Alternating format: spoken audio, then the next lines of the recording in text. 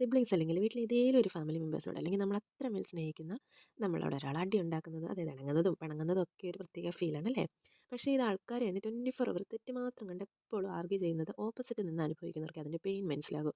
ഒരുപക്ഷെ എന്നും അടി ഉണ്ടാക്കുന്നവർക്ക് അറിയില്ലായിരിക്കും ആ പെയിൻ എന്തുമാത്രമാണ് ആ ഒരു വ്യക്തി കൊണ്ട് നടക്കുന്നതെന്ന്.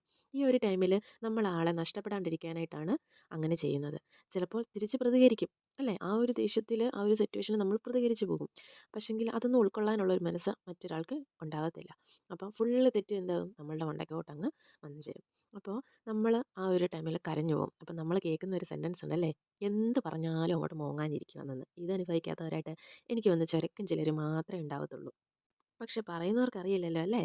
ഒരു ആ പറയുന്ന ഓരോ വാക്കിലും എന്തുമാത്രം മുറിവാണ് ആ ഒരു വ്യക്തിനെ എന്താണ് ആ മുറിവേൽപ്പിക്കുന്നതെന്നുള്ളത്. അത് കേൾക്കുമ്പോൾ നമുക്ക് കൂടുതൽ സങ്കടമാകത്തേ ഉള്ളൂ.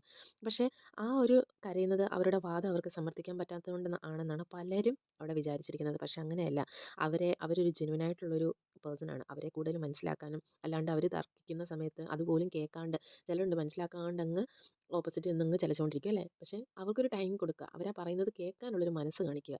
അതാണ് ഏറ്റവും അത്യാവശ്യമായിട്ട് ചെയ്യേണ്ടത്. അവരെ ഇരുത്തി ഒന്ന് മനസ്സിലാക്കാനായിട്ട് ശ്രമിക്കുക. കാരണം ആ ഒരു ഓപ്പോസിറ്റ് നിൽക്കുന്ന വ്യക്തി എത്രമാത്രം വാല്യൂ ആണ് ആ ഒരു എന്താ റിലേഷൻഷിപ്പ് ആയിക്കോട്ടെ, ഫ്രണ്ട്ഷിപ്പ് ആയിക്കോട്ടെ, എങ്ങനെ സിബ്ലിങ്സിനോടുള്ള സ്നേഹം ആയിക്കോട്ടെ കൊടുക്കുന്നത് ഓർക്കുക. ഒരു പക്ഷെങ്കിൽ നമുക്കിപ്പോൾ അത് മനസ്സിലാകത്തില്ലായിരിക്കും. ആൾ ഈ ലോകത്തിൽ നിന്ന് പോയി കഴിയുമ്പോഴായിരിക്കും നമുക്ക് അത് മനസ്സിലാകുക. ഓ, അല്ലെങ്കിൽ എത്രമാത്രം ആ ഒരു വ്യക്തി നമുക്കൊരു ഇമ്പോർട്ടൻസ് തന്നുവെള്ള എന്നുള്ളത്. അപ്പം ദയവ് ചെയ്ത് ആരും അങ്ങനത്തെ ഒരു വ്യക്തിനെ പെട്ടെന്ന് കരയുന്ന കൂട്ടത്തിലുള്ള ആൾക്കാരെ ഒഴിവാക്കാണ്ടിരിക്കുക. അവരെ ചേർത്ത് പിടിക്കാനായിട്ട് ശ്രമിക്കുക. അവരെ കൂടുതൽ മനസ്സിലാക്കാനായിട്ട് ശ്രമിക്കുക. പക്ഷേ നിങ്ങളിങ്ങനെ മനസ്സിലാക്കാണ്ട് ഇങ്ങനെ ഡെയിലി ആർഗ്യൂ ചെയ്യുന്ന കൂട്ടത്തിലുള്ള ആൾക്കാരുണ്ടെങ്കിൽ ഒന്നും നോക്കണ്ട അവരെ ഇങ്ങോട്ട് അവോയ്ഡ് ചെയ്തേക്കണം. അല്ലാതെ വേറെ ഒരു മാർഗ്ഗവും ഇല്ല. നമ്മളൊന്ന് മാറി നിന്ന് കഴിയുമ്പോൾ അവർക്ക് മനസ്സിലാകും അത് എത്രത്തോളം ഫീലായെന്ന്. ചിലപ്പോൾ അവർക്കൊരു കുട്ടിക്കളിയോ തമാശ അങ്ങനെയൊക്കെ ആയിരിക്കും. പക്ഷെങ്കിൽ ലൈഫിലോട്ട് വരുമ്പോഴേ അവർക്കറിയത്തുള്ളൂ. അവർ വേറൊരു വ്യക്തിനെ അങ്ങനെ സ്നേഹിക്കുന്നുണ്ടപ്പോഴേ അവർക്കത് മനസ്സിലാവത്തുള്ളൂ. യാതൊരു ഫീലിങ്സും ഇല്ലാത്ത കുറേ ആൾക്കാരുണ്ടല്ലേ. പക്ഷേ അവർക്ക് ശരിക്കും ഫീലിങ്സ് ഉണ്ട്. അവരത് കാണിക്കാത്തതാണ്. എന്തിനാ ഇങ്ങനെ കാണിക്കാണ്ടിരിക്കുന്നത്? ലൈഫ് ഒന്നേ ഉള്ളൂ. നമ്മളതനുസരിച്ച് ജീവിക്കാനായിട്ട് ശ്രമിക്കുക. ഇപ്പോൾ ഒരാൾ പോയി കഴിഞ്ഞാൽ അയ്യോ എനിക്ക് സ്നേഹം കൊടുക്കാൻ പറ്റിയില്ലല്ലോ എന്നോർത്ത് ഒരിക്കലും റിഗ്രറ്റ് ചെയ്യരുത് നമ്മൾ. ഇതുപോലെ കരയുന്ന ഫ്രണ്ട്സ് നിങ്ങൾക്കുണ്ടെങ്കിൽ ഒന്നും നോക്കണ്ട കേട്ടോ. അവരെ അങ്ങോട്ട് ചേർത്ത് പിടിച്ചോ. അതൊരു ജെമ്മായിരിക്കും. കാരണം അവർക്കാണ് ആ ഒരു സ്നേഹത്തിൻ്റെ വാല്യൂ കൂടുതൽ മനസ്സിലാവുന്നത്. അപ്പം നിങ്ങൾ ഇതുപോലെ ഫേസ് ചെയ്തിട്ടുണ്ടെങ്കിൽ കമൻറ്റ് ചെയ്യാൻ മറക്കല്ലേ.